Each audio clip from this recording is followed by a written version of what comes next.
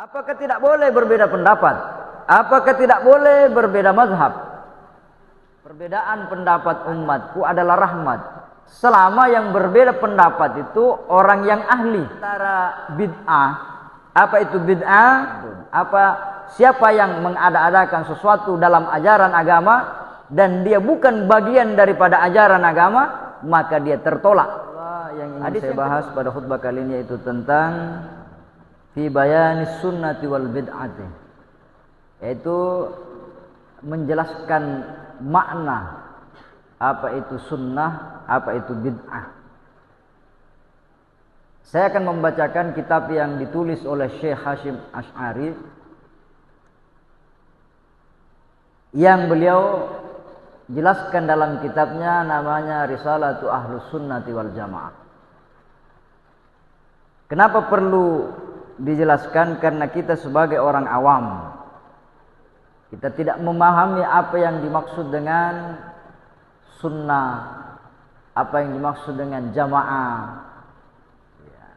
Tapi hal ini di mana-mana kita sering berjumpa dengan orang yang merasa paling sunnah, paling benar, dan dengan mudah dia menganggap yang tidak sepaham dengannya adalah bid'ah, sesat, dan neraka. Jamaah sekalian yang sama berbahagia, Syekh Hasyim Asy'ari beliau menjelaskan bahwa dulu awal masuk Islam di Nusantara ini, qad kana muslimun al-aqtaril jawiyah fil azmanis salifatil khaliyah muttafaqul ara'i, adalah orang-orang muslim di tanah Jawa. Jawa itu istilah orang yang di luar negeri dulu. Pada zaman dahulu yang lalu, mereka muttafaqul ara'i, mereka satu pendapat, satu mazhab, muttahidil ma'khazi wal masyrab, tempat belajarnya, tempat bergurunya, tempat menimba ilmunya sama. Maka fakulluhum fil mazhabi fil fiqh alal mazhabi syafi'i. Maka satu yang datang di Nusantara ini dalam ilmu fikih mereka bermazhab Syafi'i. Wa fi usuluddin ala mazhabil Imam Abil Hasan Al-Asy'ari. Begitu juga tentang tauhid, usuluddin, dia berpaham Abul Hasan Al-Asy'ari. Begitu juga dalam tasawuf, ulama Nusantara ini mereka ala mazhabil Imam Al-Ghazali wa Imam Abil Hasan Asy-Syadzili radhiyallahu anhu. Mereka satu pendapat mengikuti Imam Ghazali dan Imam Asy-Syadzili. Tetapi kata Syekh Hasyim Asy'ari, summa innahu hadasa fi 'ami 1330 ahzabun mutanawwi'atun. Setelah lama berjalan tahun 1330 Hijriah. Tahun 1330 Hijriah itulah pecah perang dunia kedua. Akhirnya muncullah bermacam-macam paham yang datang di Indonesia. Jamaah sekalian yang sama berbahagia, apakah tidak boleh berbeda pendapat? Apakah tidak boleh berbeda mazhab? Agama kita membuka lebar. Perbedaan itu wajar adanya. Ikhtilafu ummati rahmatun. Perbedaan pendapat umatku adalah rahmat. Selama yang berbeda pendapat itu orang yang ahli. Yang masalah sekarang ini orang yang tidak jelas gurunya. Kita tidak pernah lihat dia belajar di mana, tiba-tiba dia merasa dia lebih paham daripada orang yang sudah bertahun-tahun belajar agama. Analoginya ada 10 insinyur jembatan berbeda pendapat dengan seorang ulama fikih tentang rukun salat. Yang mana Anda benarkan 10 insinyur jembatan atau seorang ulama fikih yang belajar spesialis fikih? Tentu kita percaya apa kata satu orang ahli fikih daripada 10 insinyur jembatan. Begitu juga sebaliknya, ada 10 ulama berbeda pendapat dengan satu orang insinyur jembatan. Kata ulama fikih ini tidak tahan ini kalau dikasih begini, kasih begini jadi. Tentu kita tidak akan menyalahkan 10 insinyur jembatan yang ahli. Bertahun-tahun dia sekolah bagaimana membangun sebuah bangunan yang kokoh, tiba-tiba dibantah oleh seorang ulama fikih. Tentu tidak akan kita benarkan yang bukan ahlinya. Itulah Al-Quran. Fas'alu ahla zikri in kuntum la ta'lamun. Bertanyalah kepada ahli zikir, ahli Al-Quran, ahli hadis, jikalau kalian tidak mengetahui. Bertanya kepada ahlinya. Jamaah sekalian yang sama berbahagia, Imamul Ghazali dalam kitabnya Ihya Ulumuddin, beliau menjelaskan ada sebuah perumpamaan. Anna jama'atan minal umyani kada sami'u annahu humila ilal baldati hayawanun ajibun yusammal filu. Ada suatu kejadian, ini perumpamaan, ada sekelompok orang buta. Kelompok orang buta ini mendengar bahwa di kampung yang mereka tempati ada orang yang datang membawa gajah. Mereka ini penasaran bagaimana makhluk yang bernama gajah. Karena orang-orang ini adalah kelompok orang buta yang semenjak kecil tidak pernah mengetahui tentang makhluk yang bernama gajah. Maka mereka pun penasaran. Maka mereka berkata, "Fala budda lana min musyahadatihi wa ma'rifatihi bil lamsil ladzi naqdiru alaihi." Kumpulan orang buta ini berkata, untuk mengenal gajah, bagaimana yang namanya makhluk gajah itu, tidak boleh tidak, harus kita pergi memegang gajah itu sesuai kemampuan kita masing-masing. Maka mereka pun pergi menuju tempat di mana gajah itu berada. Walamma wasalu ilaihi lamasuhu fa waqa'a yadu ba'dil umyani ala rijlaihi wa waqa'a yadu ba'dihim ala nabihi wa waqa'a yadu ba'dihim ala udhunihi. Setelah sampai di sana ada 3 orang buta yang masing-masing menyentuh gajah itu sesuai kemampuannya masing-masing. Yang pertama menyentuh kakinya, yang kedua menyentuh belalainya, orang buta yang ketiga menyentuh telinganya. Wa qalu qad arafnahu. Ketiga orang buta ini, baik yang menyentuh kakinya, menyentuh belalainya dan menyentuh telinganya, mereka berkata, kami sudah kenal apa yang dimaksud makhluk yang bernama gajah. Padahal dia hanya menyentuh satu bagian dari sekian banyak bagian tubuhnya gajah. Maka tentu dia tidak bisa menggambarkan bagaimana gajah itu, karena yang dia sentuh hanya kakinya. Begitu juga yang menyentuh telinganya, apalagi hanya belalainya. Jamaah Jumat rahimakumullah.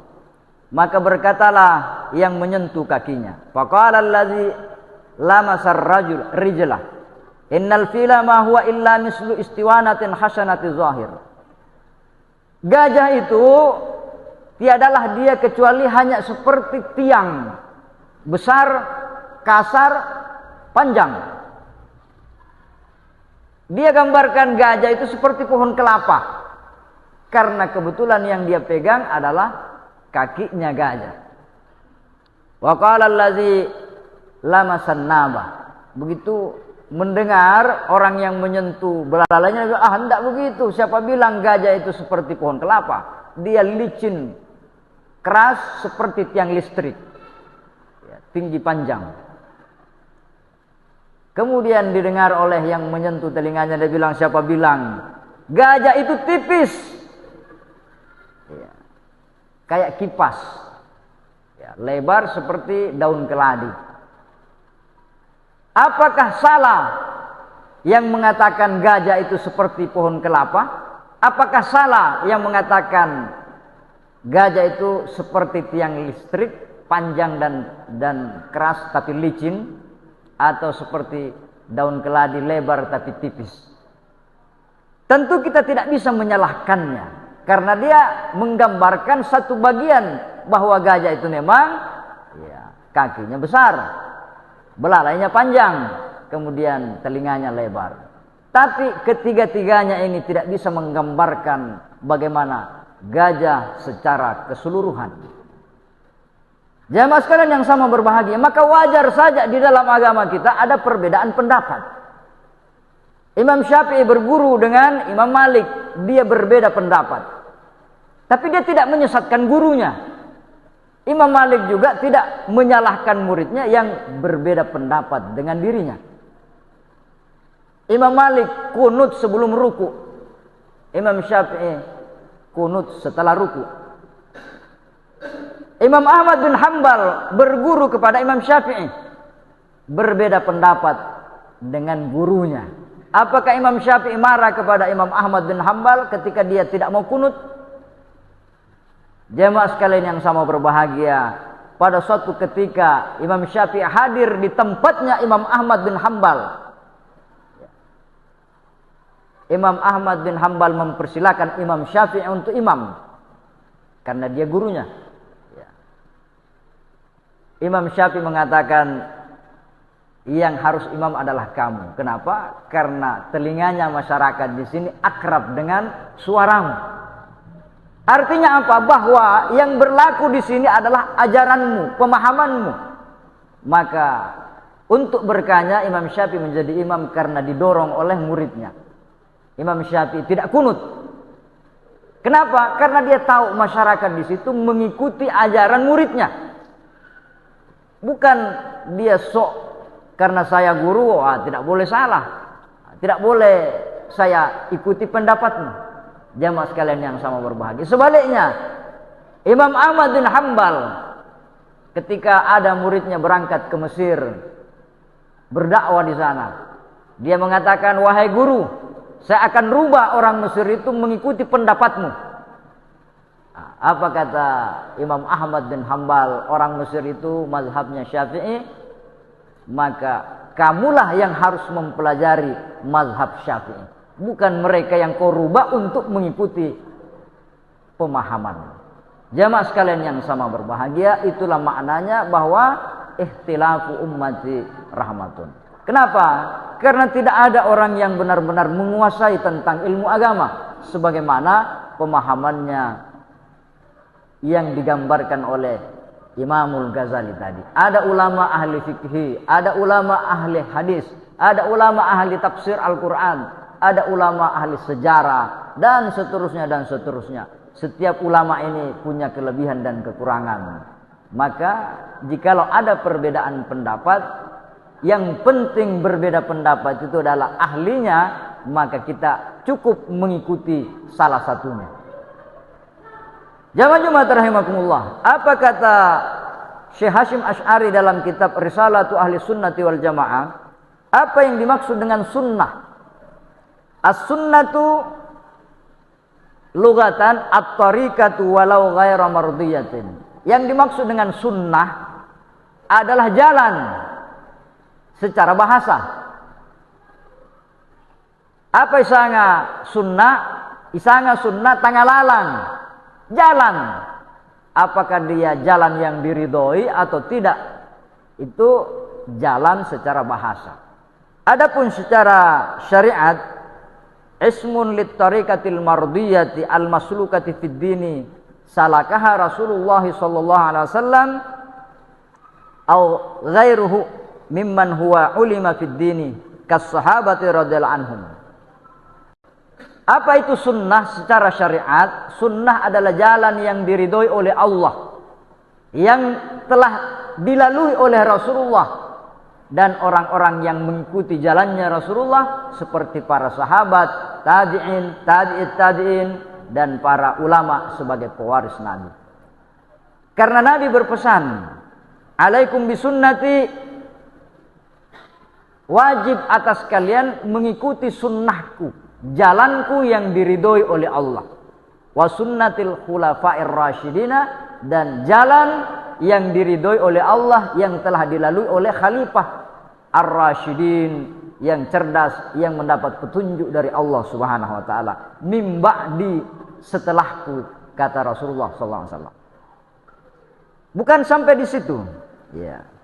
Apa itu sunnah secara urfan, secara kebiasaan?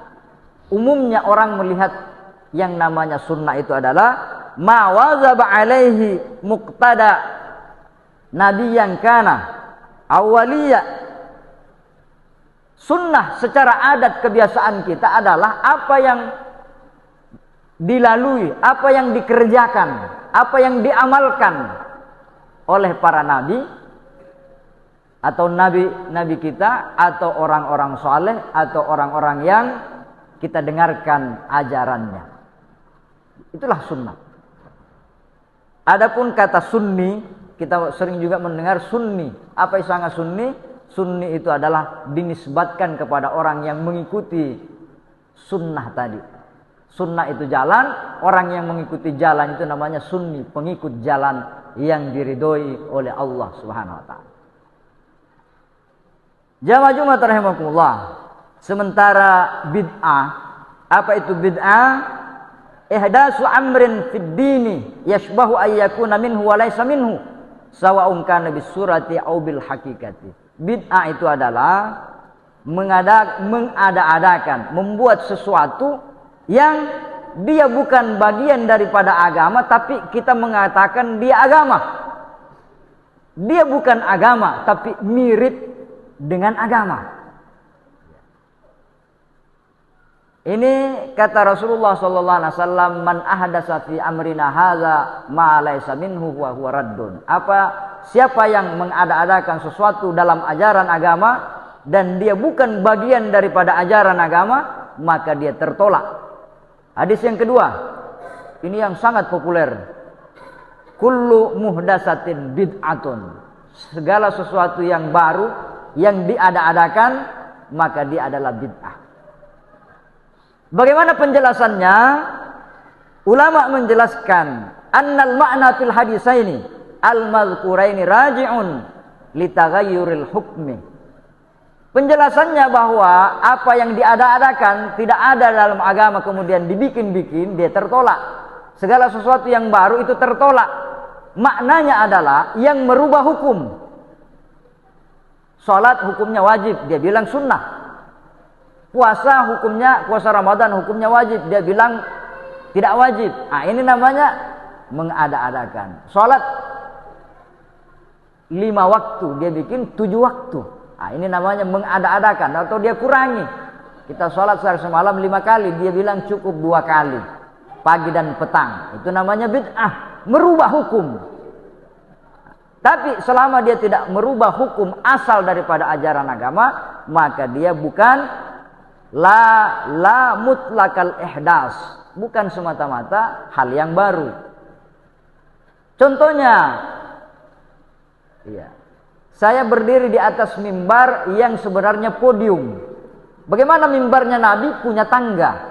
Yang saya tempati ini bukan mimbar, ini namanya podium. Apakah tidak boleh saya khutbah di atas podium? Karena ini diada-adakan, karena Nabi hanya berkhutbah di atas mimbar. Tidak ada masalah. Karena tujuannya saya berdiri di atas mimbar, di atas podium, supaya suara saya lantang dan jemaah bisa terlihat dengan jelas, kita bisa bertatap wajah dengan baik. Jamaah sekalian yang sama berbahagia, ini hanya alat. Mimbar ini hanya alat. Mikrofon ini hanya alat. Alat ini bukan merubah hukum. Bukan masalah halal haram, bukan masalah wajib sunnah. Dia hanya alat. Sebagaimana tasbih hanya alat untuk menghitung, sebagaimana sejadah hanya alat untuk sujud. Nabi tidak pernah pakai sejadah. Kita pakai sejadah gambar masjid lah, gambar Ka'bah lah. Jamaah sekalian yang sama berbahagia, itu tidak ada pengaruhnya, bukan mutlakul ahdas. Nabi membangun masjid. Bagaimana bentuknya? Segi empat saja. Semua rumahnya orang Arab segi empat. Karena satu kali di satu tahun hujan. Kadang susah sekali hujan di sana. Maka bentuknya kubus saja. Tiba-tiba kita bangun masjid dengan kubah. Apa itu kubah? Kubah itu dari Yunani. Gereja-gereja di luar negeri sana itu pakai kubah. Apakah kita menyerupai dia? Enggak, ini kan hanya alat saja. Jamaah Jumat rahimakumullah. Itu kata Syekh Hasyim Asy'ari bahwa hadis yang dimaksud kullu bid'atin, kullu muhdatsatin bid'ah, segala sesuatu yang baru adalah bid'ah, ini raji'un li taghayyuril hukmi, dikembalikan apakah dia merubah hukum atau tidak.